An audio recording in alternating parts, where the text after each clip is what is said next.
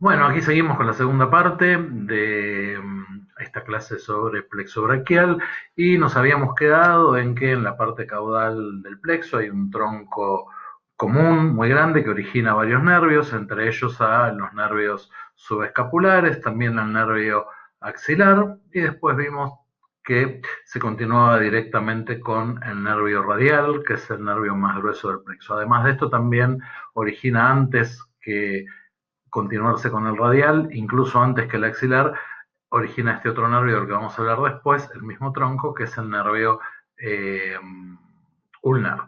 Pero bueno, volvamos al nervio radial. El nervio radial es el nervio más grueso del plexo, se lo reconoce fácilmente por su grosor, ¿sí?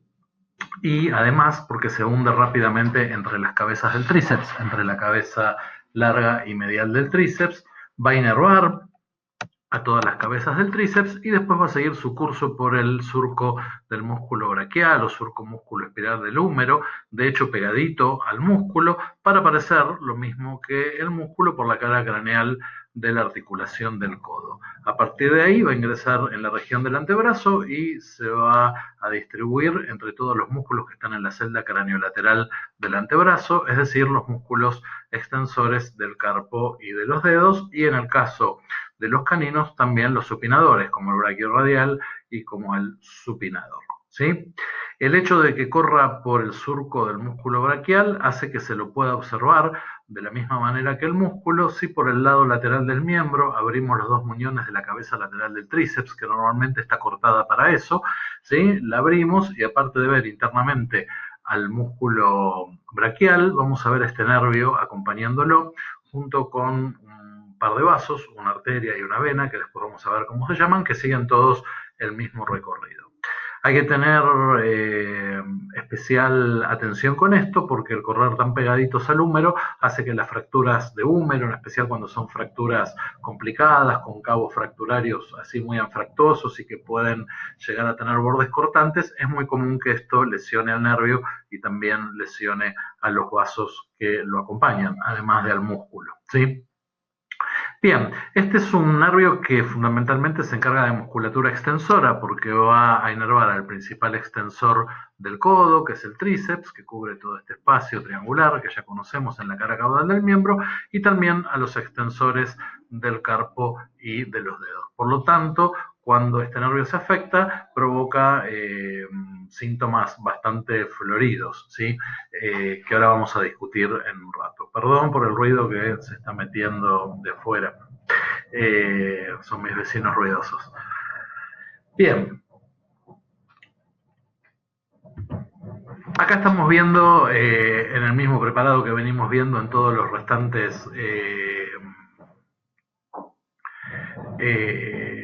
en todas las restantes diapositivas, un preparado de bovino por su cara medial. Primero estamos viendo a partir del tronco común que les mencionaba antes, lo que estamos levantando con el dedo, a los nervios subescapulares, ven que terminan ahí en el músculo subescapular, y al nervio axilar que habíamos mencionado antes, que dijimos que se hacía profundo entre el subescapular y el redondo mayor. También sueltito ahí, estamos viendo el nervio radial, fíjense lo grueso que es en comparación, por ejemplo, con el axilar o con los subescapulares, y lo vemos ahí hundiéndose entre las cabezas larga y medial del tríceps, donde se hace profundo para seguir por el surco músculo espiral. Acá por otro lado estamos viendo el preparado por su cara lateral, ¿sí? Y lo que hicimos ahí fue abrir los dos muñones de la cabeza lateral del tríceps, algo que ya habíamos visto en miología que se suele hacer para poder ver al músculo braquial, que si no de otra manera queda totalmente oculto, salvo en su inserción, y vemos cómo a través del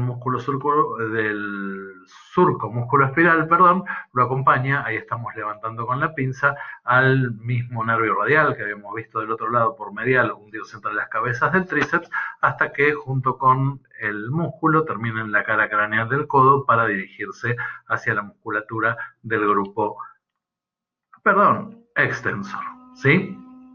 Bueno, el nervio radial cuando se afecta, ya dijimos, se puede afectar por fracturas de húmero que se pueden producir por caídas de alturas, por atropellamientos automovilísticos, por ejemplo, en el caso de los perros y de los gatos. En los perros también puede ocurrir una cosa que se llama abulsión del plexo braquial. Por ejemplo, imagínense un perro que entra corriendo a la casa con el piso encerado y termina cayéndose con los dos miembros torácicos en máxima abducción. Cuando ocurre esto, el plexo braquial sufre un tironeamiento que hace que todos sus nervios se puedan lesionar, y uno de los que se lesiona más frecuentemente es el nervio radial. Esto no solamente ocurre en las especies pequeñas, también puede ocurrir, por ejemplo, por rodadas o por fracturas en especies más grandes como los equinos, ¿sí? La sintomatología que produce una parálisis del nervio radial depende de la altura en la que el nervio está afectado, ¿sí? Si el nervio está afectado después de que dio sus ramas para el tríceps, es decir, después de inervar a las cabezas del tríceps, y se afectan solamente las ramas que tienen que ver con los músculos extensores del carpo y de los dedos, el animal va a poder sostener el peso del miembro, pero lo va a hacer apoyando la mano sobre el dorso, ¿sí?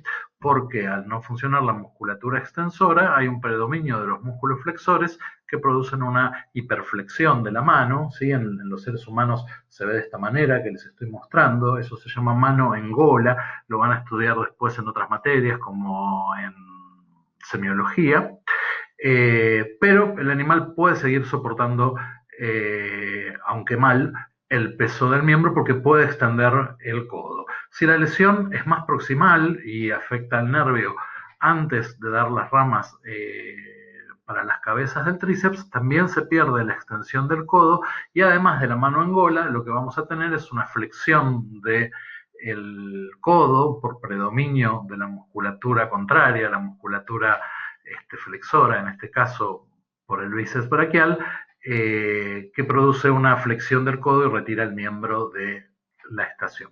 Ustedes piensen que siempre que un músculo que tiene una función muy específica, como la extensión del codo y del tríceps, justamente estamos hablando que es el principal extensor del codo, si se atrofia y deja de funcionar, hace que predomine la musculatura opuesta, ¿sí? En este caso, los flexores del codo, en especial el bíceps braquial y el braquial, que lo van a flexionar porque no tienen el efecto antagónico del tríceps. Exactamente lo mismo pasa acá con la manito así hiperflexionada en gola. La mano se hiperflexiona porque al no haber prácticamente acción de los músculos extensores que se atrofian por la desnervación, predomina la musculatura flexora y se flexiona el dedo. En cualquier caso, esta patología es una patología grave, ¿sí?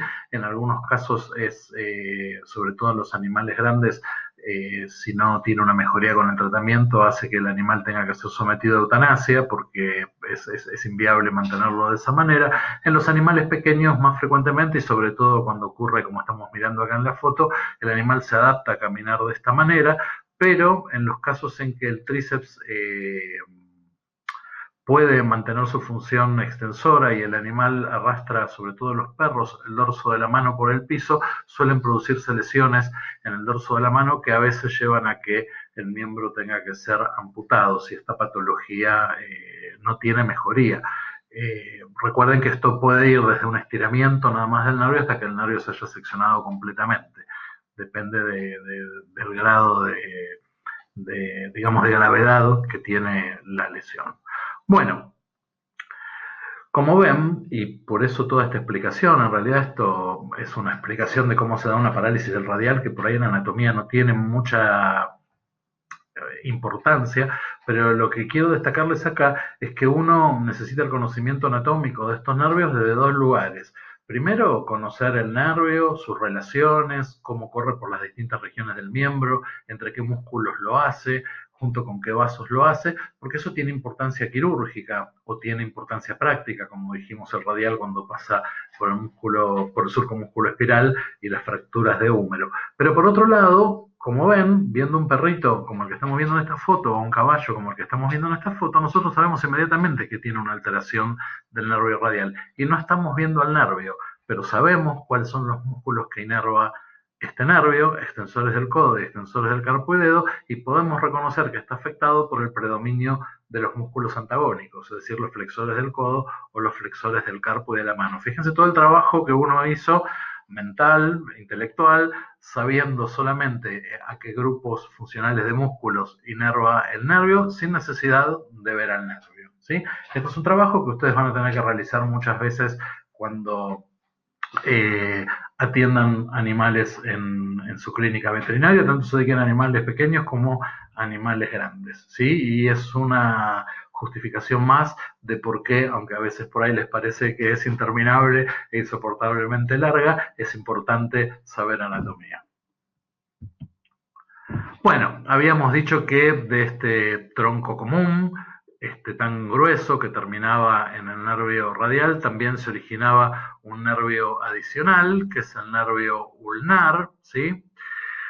Junto con el nervio ulnar de un tronquito común también se originan otros músculos para los músculos comunes, estos que se han señalado con el 8 y el 9, ¿sí? Que son el nervio torácico lateral, el que está señalado con el número 8, y los nervios pectorales caudales, los que están señalados con el 9, ¿sí? Los nervios pectorales caudales son para los más caudales de los pectorales, por ejemplo, el pectoral ascendente, ¿sí? Bueno, y además de estos nervios para los músculos comunes que les decía antes, se origina de este mismo pequeño tronquito el nervio ulnar, un nervio que va a pasar en el brazo por caudal del músculo cutáneo y del mediano, ¿sí? Y se va a dirigir hacia la articulación del codo por caudal en todo este trayecto sin dar ninguna rama importante para músculos, y una vez que llegue al antebrazo por caudal se va a dirigir a ese surco, recuerden que mencionamos varias veces en forma de B corta que se forma entre el extensor y el flexor carpoulnar cuando los dos confluyen hacia el hueso accesorio para insertarse. Bueno, en profundidad de ese surco corre este nervio, perdón, que junto con el nervio mediano va a compartir la inervación de los músculos de la celda caudomedial, es decir, de los flexores de el carpo y de los dedos, y también de los pronadores, del pronador redondo y del pronador cuadrado en el caso de los caninos, ¿sí? Entonces, en el antebrazo, la musculatura extensora está cubierta por el nervio radial, y la musculatura flexora está cubierta por dos nervios, por el nervio ulnar que acabamos de ver recién y por el nervio musculocutáneo. Perdón, por el nervio radial, perdón. De vuelta, la musculatura del grupo flexor está cubierta por dos nervios, por el nervio mediano y por el nervio ulnar. Disculpen la confusión. Como ven, todos estos músculos tienen ubicaciones, sobre todo en el antebrazo, que son muy precisas. El ulnar, les acabo de decir, entre el extensor y el flexor carpo-ulnar. El mediano ya habíamos visto entre el radio y el flexor carpo-radial. El radial entre las cabezas de los extensores. Esto hace que podamos localizarlo fácilmente en el animal vivo, si recordamos esas ubicaciones, para hacer anestesias locales, anestesias tronculares, y también hace que los podamos reconocer no solamente en esquemas de este tipo como el que estamos viendo, sino también en cortes, ¿sí? En cortes transversales de las distintas regiones. Si nosotros sabemos entre qué músculos corre el nervio, lo podemos localizar también a nivel de cortes. Ahora vamos a verlo, ¿sí? En este preparado de bovino que seguimos usando desde el principio, entonces estamos viendo acá al nervio ulnar, está señalado entre las dos flechas, ¿sí? Dirigiéndose ya hacia caudal del antebrazo, como les decía, entre el flexor y el extensor carpo-ulnares, ¿sí? Bien.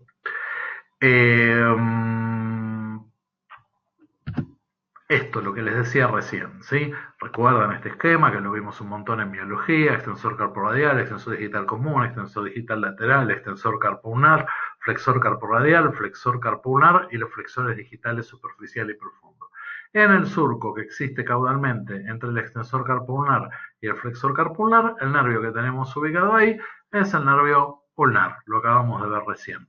Entre el radio y el flexor carporradial, el nervio que tenemos ubicado ahí en el corte es el nervio mediano, ¿sí? Entre los músculos extensores, bien pegadito al radio, tenemos ahí el nervio radial. Como ven, todos estos nervios se pueden reconocer por sus relaciones musculares, algo que tenemos que saber porque esto tiene importancia, como les decía, para las anestesias tronculares. A veces nos aparece algún nervio ahí perdido que decimos, bueno, ¿qué será este que estamos viendo acá?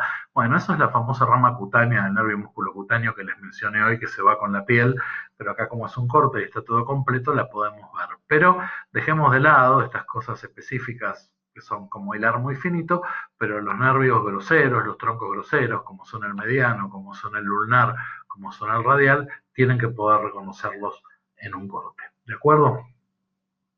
Bueno, ¿qué pasa cuando llegamos a la altura del carpo? ¿Sí? El nervio, estamos por palmar y el nervio mediano, inmediatamente proximal al carpo, una vez que recorrió todo el antebrazo entre el radio y el flexor carporradial, inmediatamente proximal al carpo se va a dividir en dos ramas, ¿sí? Que se llaman nervios palmares, un nervio palmar lateral y un nervio palmar medial, ¿sí? Esos nervios van a continuar superficialmente por todo el metacarpo, entre los tendones de los músculos flexores, y cuando llegan a nivel de los dedos se van a llamar nervios digitales palmares, ¿sí? Y van a seguir corriendo por la cara palmar de los dedos.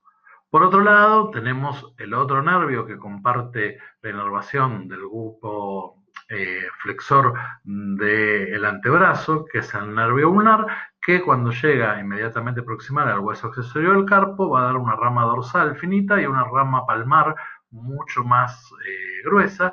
Ese ramo palmar se va a unir con el nervio palmar lateral del mediano y a su vez también va a dar un ramo profundo. Ese ramo profundo es para el músculo interóseo tercero y después de inervarlo va a terminar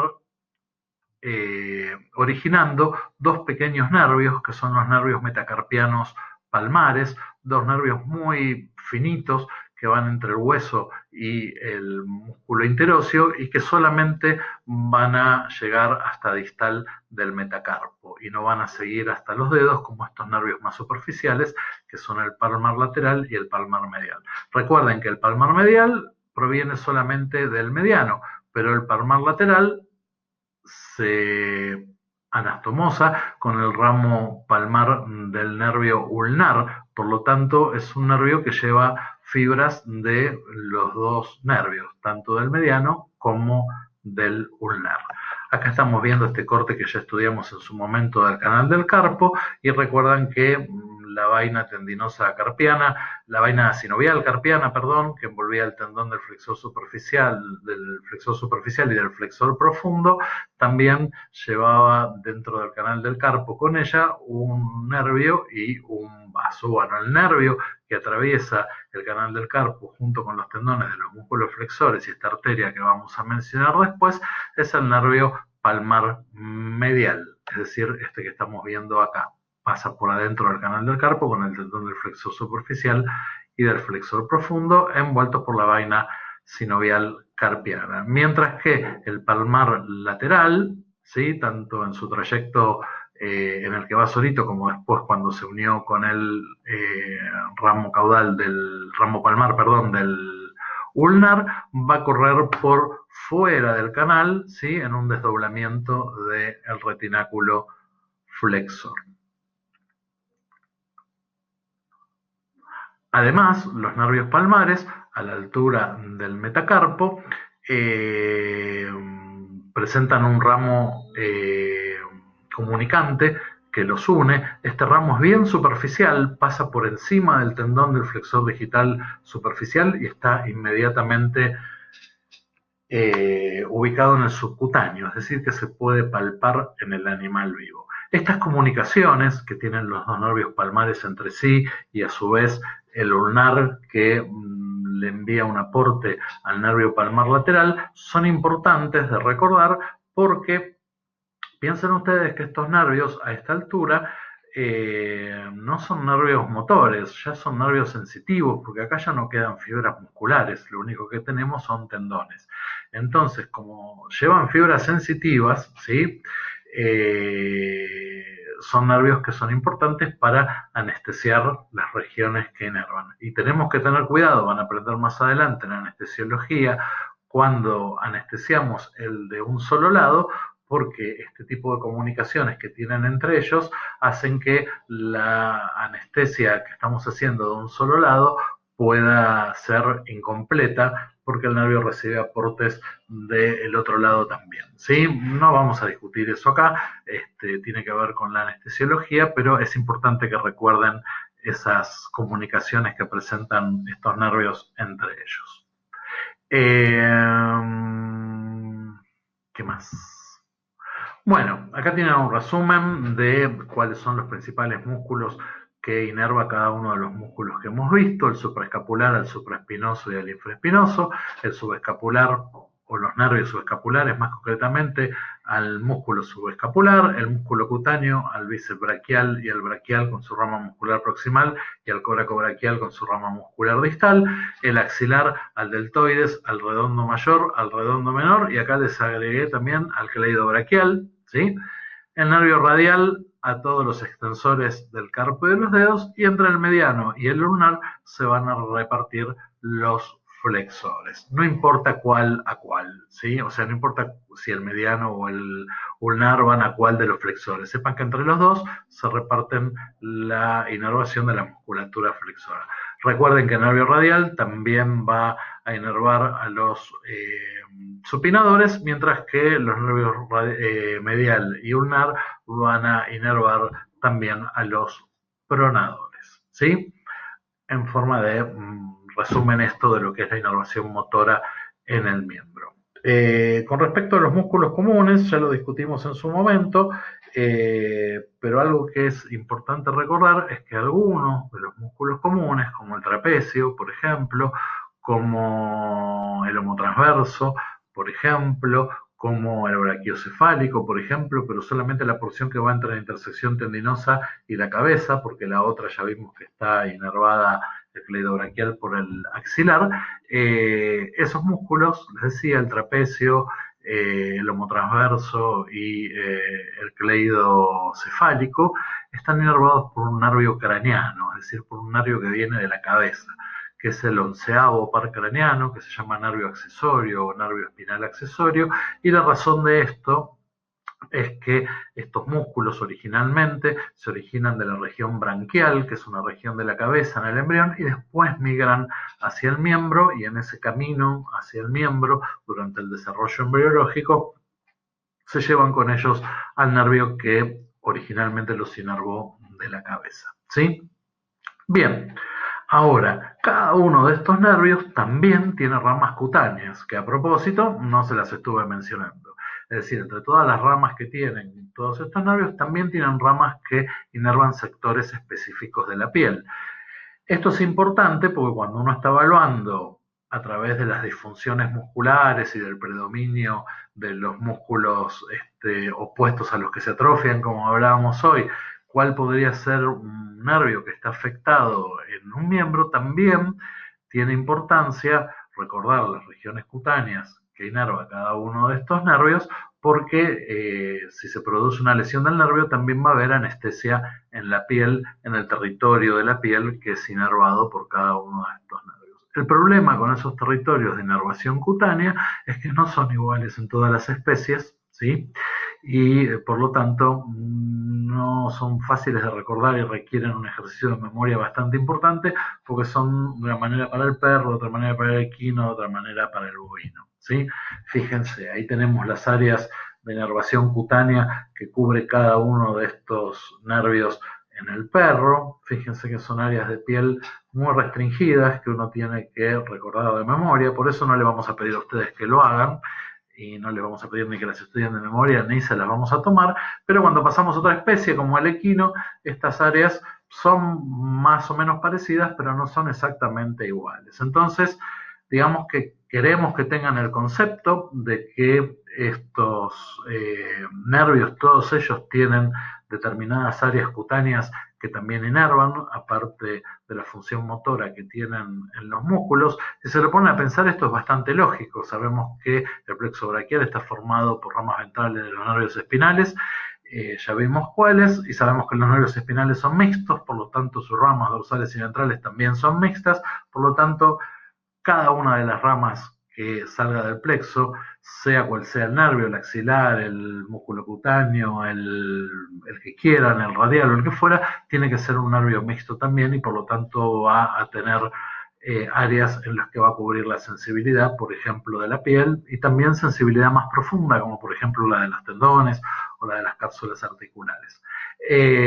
Bueno, entonces, lo que les proponemos es que sepan y recuerden que todos estos nervios tienen áreas cutáneas específicas que inervan, pero esas áreas específicas se las dejamos para que las estudien más adelante cuando lo necesiten, en materias específicas donde estudien la neurología de cada una de las especies que estamos viendo, o en su defecto, aquellos de ustedes que terminen siendo neurólogos, que algunos va a haber, las van a conocer muy bien para la especie a la que se dedican, pero hoy por hoy, que lo recuerden en este momento de la carrera, no tiene demasiada utilidad, ¿sí? Por eso no les vamos a preguntar las áreas de inervación cutánea en ninguno de los exámenes que les tomemos. Bueno, con esto damos por terminado lo que tiene que ver con el plexo braquial y en un video ulterior un poco más cortito que estos dos, vamos a hablar sobre irrigación del miembro, que es un tema que vamos a pasar mucho más de pantallazo general que este otro, que es el de inervación, porque lo único que nos interesa es que ustedes conozcan los troncos arteriales y venosos principales del miembro y no un detalle de cada una de las ramas que se originan a partir de estos troncos. Por ahora me despido. Quédense en casa, estudien, no se queden atrás con el estudio, porque si no esta materia los pasa por encima. Y nos vemos en el próximo video.